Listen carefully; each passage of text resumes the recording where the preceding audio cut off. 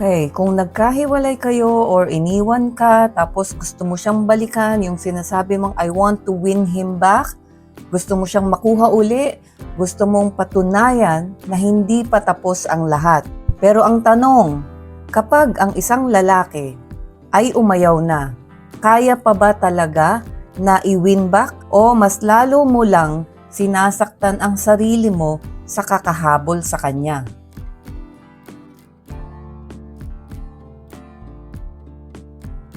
Welcome back sa aking channel. Ako pong muli si Lorely, ang inyong Ate Lors. Ayan, sa mga hindi pa po nakasubscribe, pasubscribe naman po. Tapos pasensyahan nga po at sarado lahat ng bintana kasi currently ay nasa Dubai po kami. Alam niyo naman po ang nangyayari ngayon.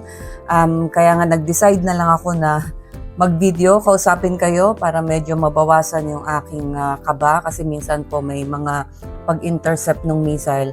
Umuuga po yung aming bahay kaya sarado yung bintana para just in case kung sabi ng asawa ko kung alam mo yun yung salamin kung if ever mabiyak hindi tatalsik sa amin yung mga bubog. So okay, ang topic natin ngayon is imposible pa ba na ibalik ang isang lalaki na umayaw na, inayawan na yung relasyon mo, inayawan na yung relasyon nyo, iniwan ka na, 'di ba? Ano ang psychology behind that? Sa mga lalaking sila mismo yung umayaw sa relasyon, 'di ba? At bakit naman meron din namang bumabalik, 'di ba? At bakit meron din namang tuluyan talagang wala na, talagang iniwan ka na. So sa video na to, pag-uusapan natin kailan merong chance at kailan talagang wala ng pag-asa. Bakit mas lalong lumalayo ang lalaki kapag hinahabol mo ang tamang mindset kung gusto mong i-win back ang lalaki? At ang pinakamalaking pagkakamali ng babae pagkatapos ng breakup. At ang isa pang pinakamahalagang tanong dapat mo ba talaga siyang habulin o balikan? So kung ikaw ay nasa ganitong sitwasyon na hindi mo alam kung dapat mo bang habulin o i-win back yung boyfriend mo or yung asawa mo na umalis na or inayawan ka na, panoorin mo ang video na ito hanggang sa dulo. Ayan, maririnig niyo yung aking asawa na sa meeting din, busy nga sila dahil sa sitwasyon namin dito sa Middle East. Okay, so simulan natin. Unang-una, kaya pa ba talaga? Ito real talk tayo. Kaya pa ba talagang ibalik o i-win back, di ba? Ang unang tanong kasi muna dyan, bakit ba umayaw? Bakit umayaw yung boyfriend mo o yung asawa mo? Di ba? Dalawa ang reason na pwede. Okay, kung bakit umalis yung lalaki. Una, emotionally exhausted. Ito yung napagod na, naubos na, yung sinukuan na niya yung emotional na pagod sa loob ng relasyon ninyong dalawa. Dahil paulit-ulit na away, walang katapusang hindi pagkakaunawaan. So nagkaroon ng emotional exhaustion, napagod emotionally. Yung isa ay emotionally detached. Ito iba naman to, yung wala na talaga, as in na fall out of love na siya sa'yo. So, magkaiba yung dalawa. Yung isa, napagod emotionally pero maaaring mahal ka pa. Ito namang emotionally detached, talagang na-fall out of love na sa'yo. Wala na.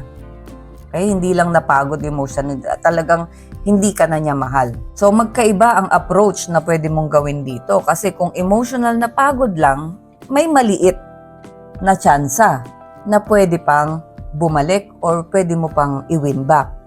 Pero kung emotionally detached na yan, ibig sabihin wala nang pagmamahal sa'yo, hindi mo na yan may babalik. Diba? Yung sa pamamagitan ng paghahabol mo, lalong lalayo yan. At ito pa ang pinakamasakit dyan, kapag hinahabol mo ang lalaking nag-detach na talaga sa'yo emotionally, ay mas lalo yang lalayo. Okay, bakit mas lalong lumalayo kapag hinahabol mo or yung pilit mong ibinabalik or pilit mong win back? Ang psychology behind dito, yung kapag ang lalaki na ang nagdesisyong umalis, talagang gusto niyang maramdaman na tama ang desisyon niya. Okay? So papatunayan niya yan, tama ang desisyon ko. So kahit maghabol-habol ka dyan, talagang lalong lumalayo yan kasi gusto niyang patunayan na tama yung desisyon niya. At kapag hinahabol mo siya, mas lalo niyang pinapatunayan sa sarili niya na buti na lang iniwan kita. Tandaan niyo mga kababaihan na ang paghahabol ay nilalagay ninyo ang sarili niyo sa sa low value position. Binababa nyo ang sarili nyo, ang dignidad nyo, ang pagkababae nyo. Diba? At sana hindi nyo rin nakakalimutan na sa psychology ng mga lalaki, ang attraction ay hindi lumalago ng dahil sa desperation. Yung kapag nakikita nila yung mga desperate move ng mga babae, imbes na ma-attract sila, lalo silang nawawalan ng gana. Diba? Hindi sila na-attract sa mga babaeng desperada. Yung ibinababa ang standard para lang sa lalaki. Lumalakas ang attraction ng mga lalaki kapag nakikita nila yung babae ay may respeto unang-una sa sarili nila, sa dignidad nila, binavalue nila ang kanilang pagkababae. Doon mas naa-attract ang lalaki. Okay, tingnan naman natin yung ano ang mga kondisyon na pwedeng sa tingin nyo ay may tsansa pa, may pag-asa pa. Kasi hindi lahat ng breakup ay final na, di ba? May mga tsansa pa kung, una, may unresolved emotions pa siya sa'yo. Di ba? Kung galit pa siya, may emotion pa. May natitira pang pagmamahal dyan kung may nararamdaman pa siyang galit sa'yo. Pero, kung kakaiba na siya sa tingin mo, yung parang hindi na siya yung nakilala mo before, or ibang-iba na siya, iba na talaga yung galawan niya, iba na talaga yung pagsagot niya o pagtrato niya sa'yo, iba na yan. Kasi talagang baka na-fall out of love na yan sa'yo talaga. So, medyo malabo na ang pag-asa dyan. Pero kung nakikita mo na galit lang siya, tapos ganun pa rin siya, hindi pa siya nagbago, at sumasagot pa rin siya sa'yo dahil galit lang siya talaga sa'yo, may konti pang pag-asa dyan. Ito pa, ang isa pang may pag-asa, kung wala namang third party, di ba? Pero kasi kung may bago na, at emotionally invested na siya dun sa bago niya, ibang usapan na yun. And then, isa pa na pwedeng may pag-asa pa ng kaunti, kung hindi ikaw ang unang humabol. Halimbawa, nagka-break kayo kaagad, hindi ka nagpapansin, hindi ka humabol, hinayaan mo lang muna, binigyan mo siya ng space, baka may tsansa pa kasi binigyan mo siya ng space, hindi ka naghabol, hindi ka nagmukhang desperada, so nagkakaroon siya ng realization, so pwede niyang maisip na ano kaya nangyayari sa kanya, so may pumasok na mystery, so pwede pa magkaroon ng chance. Pero kung hindi ka nagbigay ng space, talaga namang sinundan-sundan mo, hinabol-habol mo as in para kang desperada, malabo na yan. Baka mas lalong lumayo sa'yo yung lalaki. Okay, so eto, ano yung mga pinakamalaking mga pagkakamali ng babae na ginagawa pagkatapos ng breakup? Kung talagang iniwan ka nga nung lalaki. Una, endless messages. Talaga naman, walang katapusan na pag may message mo, di ba? Emotional begging, nagmamakaawa ka pa, nabalikan ka. Long explanations, napakahaba ng mga paliwanag mo na kung ano-anong pinapaliwanag mo, di ba? Social media parinig, post ka pa sa Facebook mo, Instagram mo, di ba? Yung mga social media na nagrarant ka doon or nilalabas mo yung mga hinaing mo na hindi naman dapat, di ba? Pagsira sa sarili mo para lang bumalik siya. Like for example, hindi ako kakain pag hindi ka bumalik. Di ba? O minsan nga, di ba, yung iba pa sasabihin, magpapakamatay ako pag hindi mo ako binalikan. Naku, yung mga desperate move na yan, hindi yan makakatulong. Kapag ginawa mo to, nawawala ang mystery para isipin ka ng lalaki habang magkatayo kayo. Nawawala ang respeto sa'yo at lalong nawawala ang attraction. Nawawala ang emotional challenge. Ito, alam na alam natin to na ang mga lalaki is chasing game yan. So pagdating sa mga ganyan, tinanggal mo yung challenge, tinanggal mo yung chasing, yung mystery, mahirap yan, di ba? Lagi kong sinasabi sa inyo yan, the more they think of you, the more they fall in love with you. So kung di ka iisipin, hindi ma-in love sa'yo yung lalaki. Di ba? Kasi wala nang challenge, wala nang curiosity, so hindi ka naiisipin.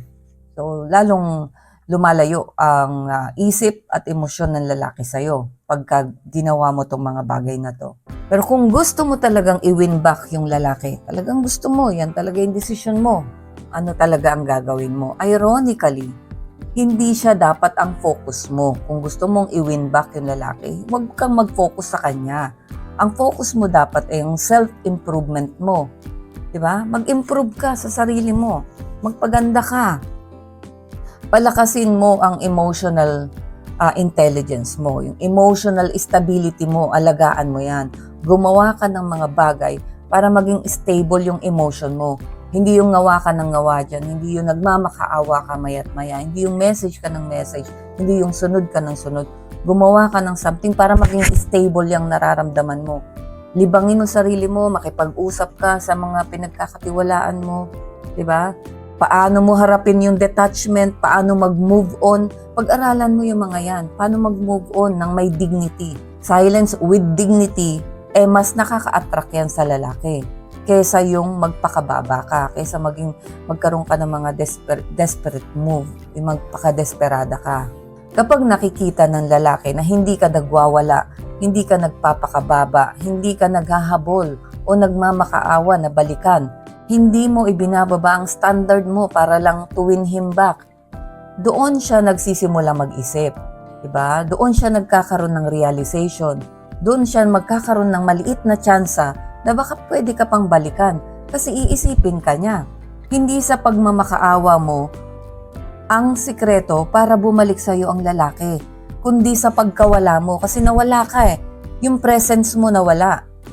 So, doon magkakaroon ng part na magkakaroon ng tsansa na iisipin ka ng lalaki kasi nawala yung ano mo, yung presence mo. So may chance na pwede pa niyang ma-miss yun kung ano man yung mga magagandang pinagsamahan nyo. Pero the more na sinusundan mo yan, wala, hindi mo siya bibigyan ng pagkakataon na ma-realize yung pagkawala mo.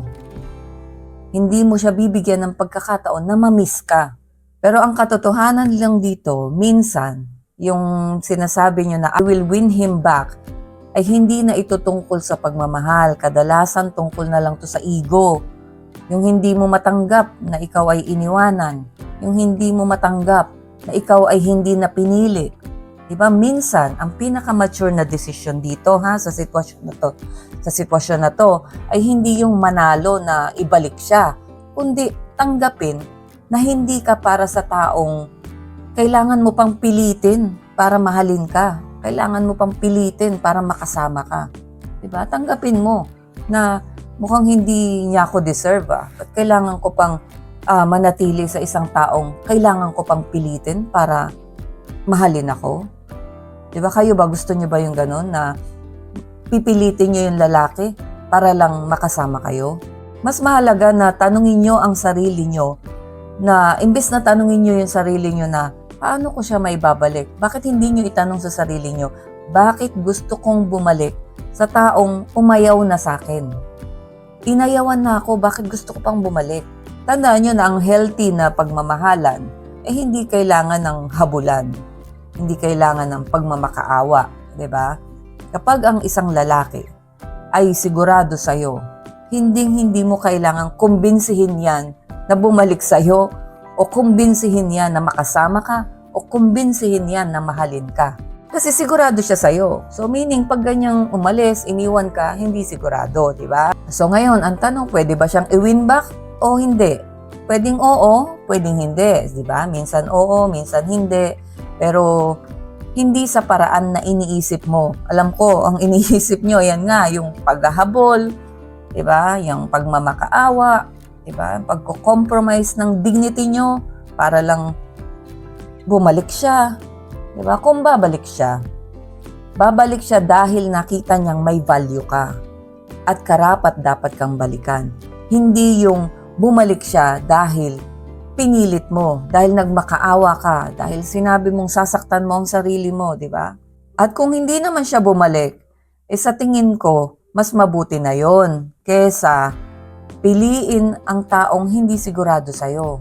Kasi, di ba, hindi siya bumalik, okay, fine.